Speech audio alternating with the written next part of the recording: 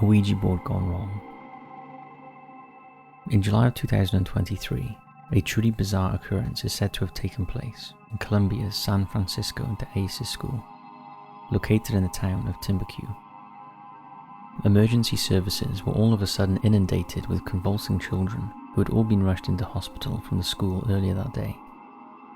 The children are reported to have been temporarily blinded as they writhed in seizure-like fits, suffering from a great deal of anxiety. Some are also reported to have fainted. What could have caused such a strange occurrence? Well, strangely enough, the last thing the children were seen doing before they were admitted to hospital was playing with an Ouija board. For those who do not know, which I can imagine is very few, Ouija boards are believed by some to be a means of contacting the dead, and the boards lined with the letters of the alphabet, as well as simple phrases such as yes and no, are typically activated with a planchette. This is a small piece of wood that the user touches whilst asking the deceased a series of questions. If a spirit is present, the planchette is said to move on its own, forming the answer to the question by moving across the letters on the board. The children were said to be using an Ouija board in a room of the school when a young girl began convulsing. Other children rushed in to grab her to avoid further injury, and in turn these children are thought to have experienced the same symptoms. This had a knock-on effect on 36 different children of various ages. Staff at the school rushed in when they heard the commotion unfurling, and reportedly sprinkled the pupils with holy water while reciting a prayer, which is thought to have had little effect. When the ambulance arrived on the scene, all of the children were hospitalized. A spokesperson from the school has since said that all of the children have either fully recovered or are on the road to a quick recovery. Strangely enough, this is not the first time this has happened.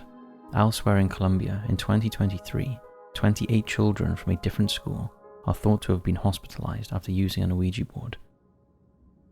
One thing is for sure, we think children should be staying away from Ouija boards. What do you think? And have you ever had an experience with a board?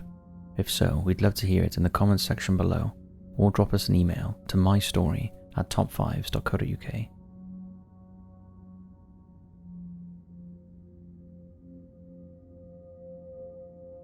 Jinn caught on camera. The following photo comes from Makkah, a town from the western regions of Saudi Arabia. It's an image that was captured on CCTV security cameras posted in the Secretariat building, close to where the Kaaba, the holiest shrine in all of the Islamic world, is kept. In the early hours, at around 3 AM on October 2013, the security cameras within the building picked up something highly irregular. Standing to the right of what seems to be a series of building entrances can be seen a semi-transparent figure clad in a draping of white material.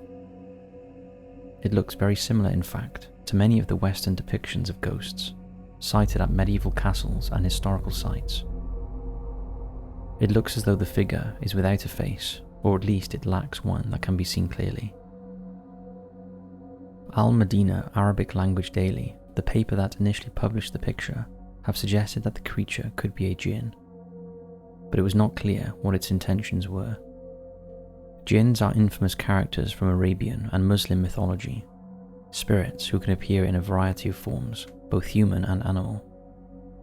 They are capable of possession, and are associated with snakes, scorpions, and lizards. Often referred to in Western regions as genies, they are neither good nor evil, and can turn invisible at will. Jinns are mentioned in the Quran. The belief in them dates back to before the 7th century. While the existence of jinns has obviously never been proven, there is an uncanny humanoid presence about the character in the photo.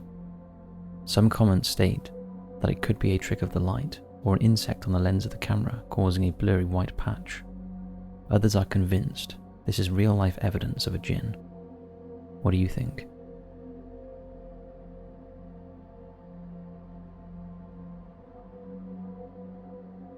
The Doomsday cult who vanished from the world. This is a strange one. This story centres around a man by the name of Simon Cadwell, reportedly a local oddball who inhabited the quiet town of Nannup, south of Perth in Australia. An Englishman, Simon moved to Nannup in the early 2000s and quickly became known to his neighbours as a very peculiar individual.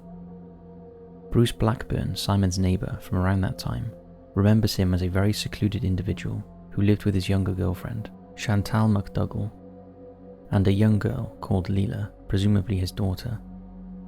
A close friend known only by the name of Popik lived in a caravan that was always parked outside the house. Reportedly, almost every time Bruce saw Simon, he was glued to his computer. When he wasn't, he was ranting about the dangers of magnetic fields and electrical transformers, constantly paranoid of them being a direct cause of his self-proclaimed impending doom. Simon would bury bottles full of batteries in his house, as he believed they would absorb the radiation from these magnetic fields. He was an extremely paranoid man who would frequently break out in red rashes due to stress.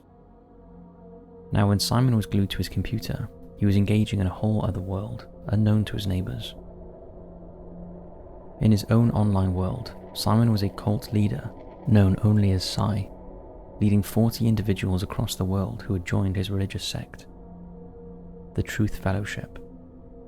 He preached the word of a new world in his book, Servers of the Divine, and would spend almost all of his time connecting with his followers on the internet.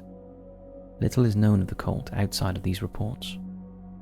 On one occasion in 2007, the cult leader approached Bruce to inform him that he wanted to leave Nanop for pastures new. Bruce jokingly suggested he should go and live in the outback or in a third world country, but Cadwell was adamant that he wanted to go and live in Brazil. This came with a very sinister plan, however.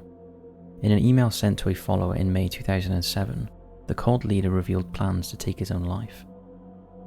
He and his family had planned to head out to the wilderness and commit suicide, where Popik would bury them, before taking his own life in a location where nobody would find him. It's unknown if they ever went through with the plan in the end, as they soon vanished entirely. In the following months, the family looked as though they were making plans to leave Nanop. They withdrew $4,000 from McDougall's bank account and sold their pet dog and chickens to Bruce. Just before he left, Cadwell apparently invited Bruce over for a beer. Supposedly he was very relaxed and easy to talk to. Halfway through July, the family disappeared, never to be seen again. They were reported missing to the police after a passport arrived for Leela.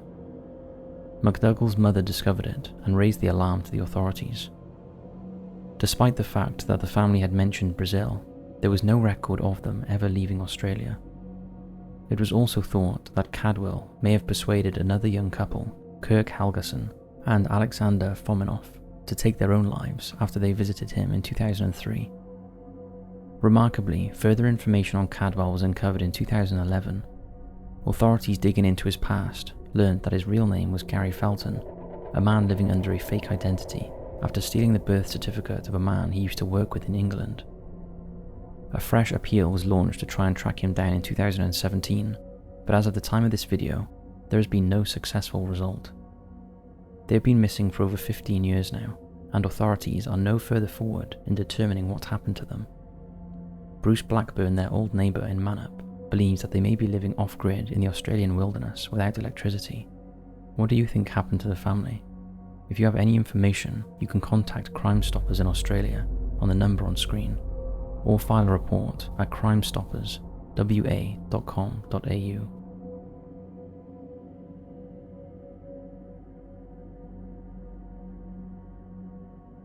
The Mercy Brown Vampire Incident. Let's travel back in time to 1892 to explore a strange tale from Rhode Island. In the town of Exeter lived George and Mary Brown, the parents of a family with several children. They were unlucky enough to find themselves at the forefront of a few waves of tuberculosis infections. At the time, a deadly disease spread by bacteria via coughs and sneezes, which ultimately caused respiratory difficulties.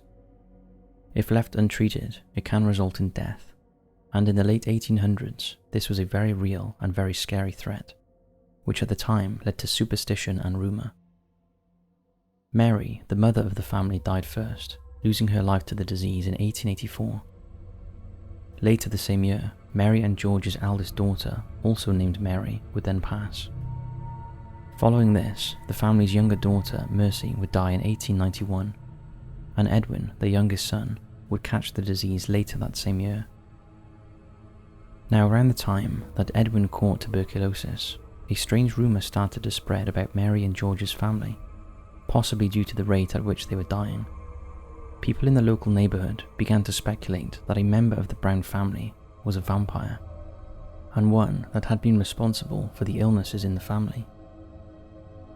George, the family's father, vehemently denied the accusations, but was overpowered by the opinions of the local community. He was eventually forced to exhume the bodies of his family members for inspection, overseen by local doctors and reported upon by the local newspaper. At this point, both Marys had been buried for a significant amount of time, and their bodies had been decomposed to the expected extent. Then the exhuming party moved on to Mercy's grave, the family's younger daughter, who had died several months earlier. When they cracked open her coffin to reveal her lifeless body, what they reportedly saw was enough to terrify the townspeople. Mercy's body had barely decomposed at all, leaving her in almost the same state she was in upon death. What's more is that blood was still present in her heart. The townspeople saw this as evidence of a vampire in the town, and immediate action needed to be taken as a result. Mercy's heart and liver were removed from her body and burned upon a pyre. The ashes of these organs were added to water for Edwin to drink. As was the superstition at the time, somebody who had been exposed to a vampire needed to consume the burnt organs of said vampire in order to be cured. Unsurprisingly, the strange folk cure did not work, and Edwin succumbed to tuberculosis 2 months later. He was buried along with what was left of his sister. So what happened here? Why was Mercy's body seemingly so fresh after months of being buried in the ground? Well, superstition aside, the answer can most likely be found in where she was buried. Mercy's remains were first entombed in a crypt, which sat above the ground. It would have essentially been exposed to the elements throughout the winter, and the body is thought to have been frozen as a result, preserving it for several months and preventing the blood from travelling through her veins. It's either that, or she was really a vampire.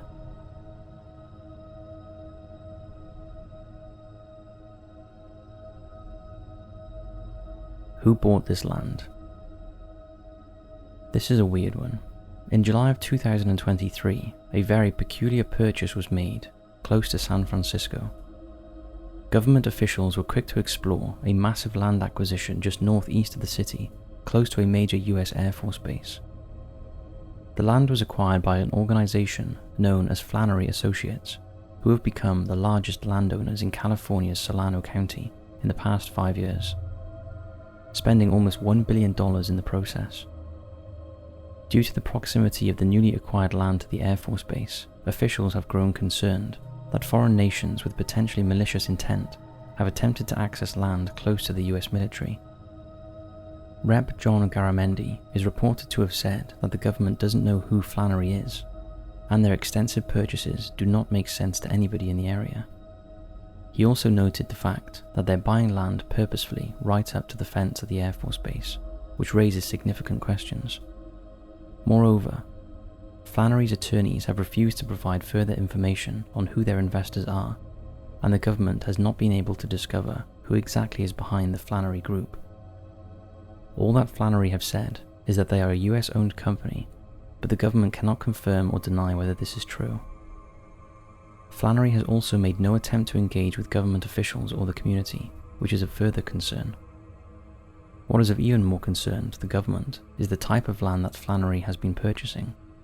Almost all of it is dry farmland, land that would be impossible to turn a profit of over $1 billion with.